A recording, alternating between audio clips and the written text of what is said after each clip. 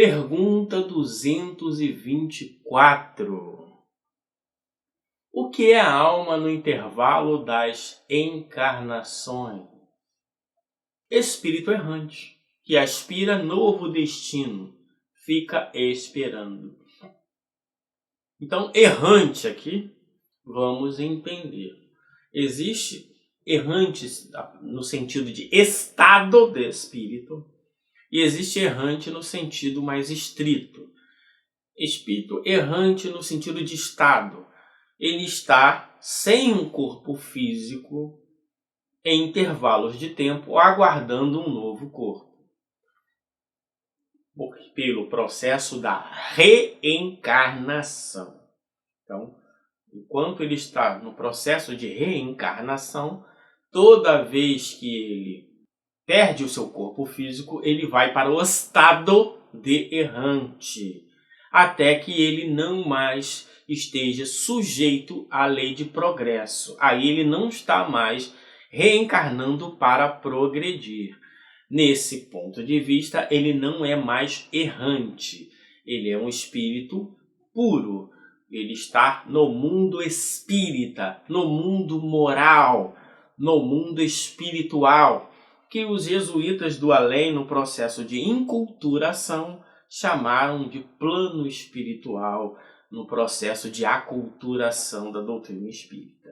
Mas o espírito, ele é errante no sentido de estado, mas o espírito também pode ser errante no sentido de condição evolutiva. Por exemplo, um espírito de terceira ordem, ao desencarnar, que fica quase que, em sua maioria das vezes, como um cachorro que caiu do caminhão de mudança, mais perdido do que não sei o que, não sabe para onde vai, não sabe o que está acontecendo, seu processo de perturbação é longo e ele não sabe onde são seus parentes, seus amores, ele fica muito perdido. Um espírito bom, esse processo de perturbação dura horas e ele naturalmente já se reencontra na sua verdadeira vida. Os espíritos puros praticamente não têm perturbação nenhuma. Então, existem estágios nessa errante. Quando você chega a espírito superior, segunda classe da escala espírita, ele não é mais errante nesse sentido, no sentido de condição evolutiva. Ele sabe exatamente de onde ele veio, para onde ele vai, qual o processo que está acontecendo. Então, existe o errante no sentido de acordo com a lei de progresso. Todos que estão dentro da lei de progresso logo estão seguindo as reencarnações e estão na erraticidade. Mundo espiritual, mundo espírita, mundo moral. Olha quantos adjetivos, mas as pessoas preferem seguir os mestres dos magos. Tudo bem. Aí existem aqueles que já transportaram todos os graus da escala, não está mais sujeito à lei de progresso, então ao perder o corpo, ele vai para o mundo espiritual e não é mais errante. E existe aqueles que é errátil, nesse sentido mais literal, errante, a esmo, perdido, vagando, andando por aí, sem saber muito bem de onde vem, para onde vai, porque sofre, onde estão seus amores e seus desafetos. Então, entender muito bem essa questão. Quanto tempo demora esse intervalo entre uma encarnação e outra? Desde algumas horas a milhares de séculos. A gente tem que entender isso muito bem. Então pode levar algumas horas, é aquilo que na pergunta original falou de instantes. Instantes para o espírito é o que nós chamamos de algumas horas, ok? Há milhares de séculos. Agora vamos parar para entender o que são milhares de séculos. O que é um século? 100 anos, ok? Então, 10 séculos dá um milênio. Agora, 1000 séculos. Imagina 1000 séculos. A história da humanidade, nós temos aí 10.000 anos, né? Então, para a gente ter uma ideia, mais ou menos 10.000 anos. Agora imagina milhares de séculos. Isso, claro, é uma condição dos espíritos muito adiantados, como, por exemplo, os espíritos puros, que podem levar milhares e milhares e milhares de séculos e encarnar. quando se faz necessário. Lá está no livro Céu e Inferno. Os espíritos da ordem mais elevada não estão impedidos de reencarnar, não é reencarnar, de encarnar. Por que ele não usou reencarnar? Porque reencarnar é progresso. Os espíritos da ordem mais elevada. Qual é a ordem mais elevada? Existem 3. Terceira ordem, segunda ordem, primeira ordem. A ordem mais elevada é a primeira ordem. Espíritos puros, classe única, não estão impedidos de reencarnar. Mas isso pode levar ao quê? Milhares de séculos. Milhares de séculos. Então, é um período que não conseguimos nem contar, mas ele está dizendo que é possível. Claro que um espírito que está na segunda ordem, ele quer reencarnar, né? Ele não vai esperar milhares de séculos, porque o que ele quer é chegar na primeira ordem. E mesmo porque nem penosa mais para um espírito da segunda classe a encarnação, porque o corpo que ele vai encarnar é muito mais evoluído do que o perispírito dos espíritos mais evoluídos que estão pululando aqui no nosso planeta. Então, é outra história, né? Continua ele. Propriamente falando, não há limite máximo estabelecido para o estado de erraticidade. Então, aqui agora ele está falando, se ele falou erraticidade, ele está falando para os espíritos que estão em progresso. Isto é, não há limite máximo estabelecido. O que vai prevalecer é a necessidade do espírito. Okay? Pode ser de horas, minutos a séculos. Continua. Pode prolongar-se muitíssimo,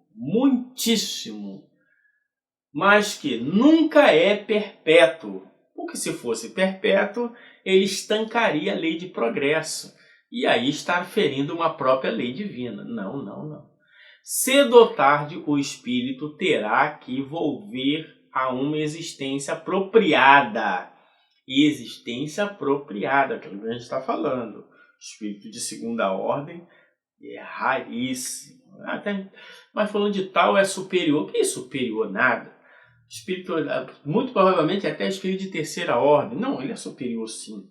Ele é superior, encarnou no século II, no século I, no século III, no século IV, no século VI, no século X.